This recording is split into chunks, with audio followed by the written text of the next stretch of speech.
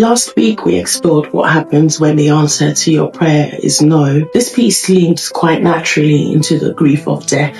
The kind of no that tears through your life like a storm you never saw coming. Today, let's talk about what happens after the no. Not the moment of breaking, no, but the long, hollow, silent stretch that follows. The part nobody prepares you for.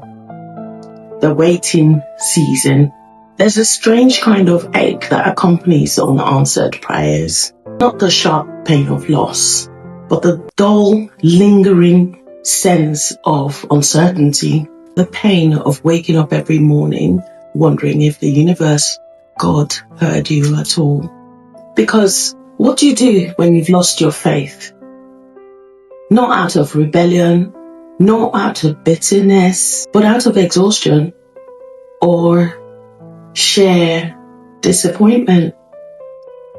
When the no was so loud, so deafening, it drowned out every affirmation, every manifestation, every desperate plea you hurled into the universe with your full chest. Some of us are social butterflies. We know so many people. We know many living people.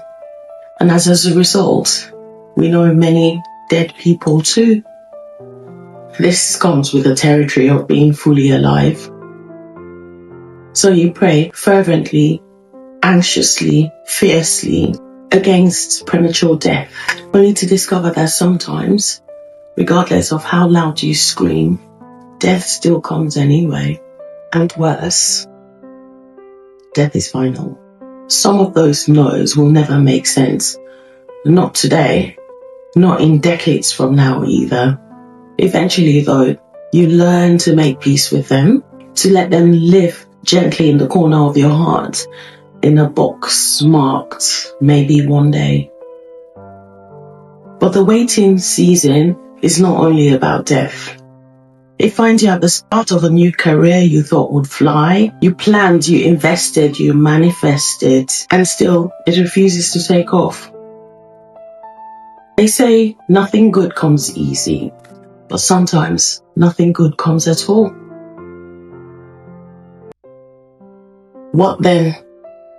It finds you in love too, because yes, ideally, love is black and white. But real humans sometimes live in the grey. Sometimes they're marriages that should never have happened. Sometimes they're relationships held together by hope, by history, by fear of starting over. Sometimes two people are simply wrong for each other. Walking away, despite all the counselling, all the tears, all the unlearning, is the bravest thing you can do. Staying would have been easier, actually. Leaving is the death nobody mourns publicly. So the waiting season stretches across all these moments. The death of a loved one, the death of a dream, the death of a relationship. It is the comfortable space between what used to be and what will one day become.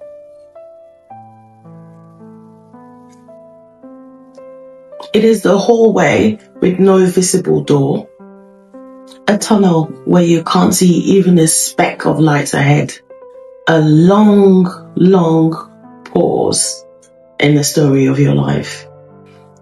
And yet, for reasons we seldom understand, this is the part that shapes us the most. Waiting is where faith is rewritten. It's where identity is stripped bare. It's where pride dissolves.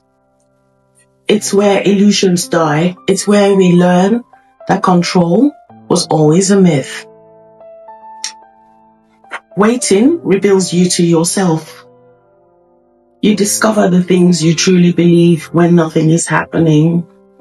You learn the tone of your own soul when the world goes quiet. You recognize which voices in your life are anchors and which are storms. It's in the waiting season you confront the version of yourself that you can no longer be. And slowly, through small mercies you didn't ask for, something begins to shift. A laugh escapes when you weren't expecting it. A burden lifts, not all at once, but enough to breathe. A friend calls at the exact moment you were breaking. A sunrise looks different today. And the door you definitely were not looking at suddenly opens. Then you realize, not in a grand revelation, but in a quiet, gentle moment, that you're still here. You're still living, still becoming, still capable of receiving a yes in a future you cannot yet see.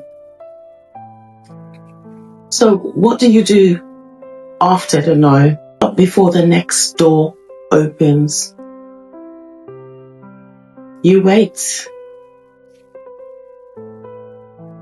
Not passively, not hopelessly, soft kind of courage.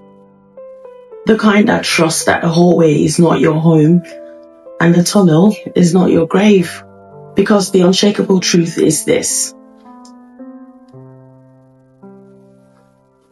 the waiting season is not punishment, it's preparation. And one day, sometimes suddenly, sometimes quietly, a door you didn't pray for will open. And then you'll understand why all the other doors didn't.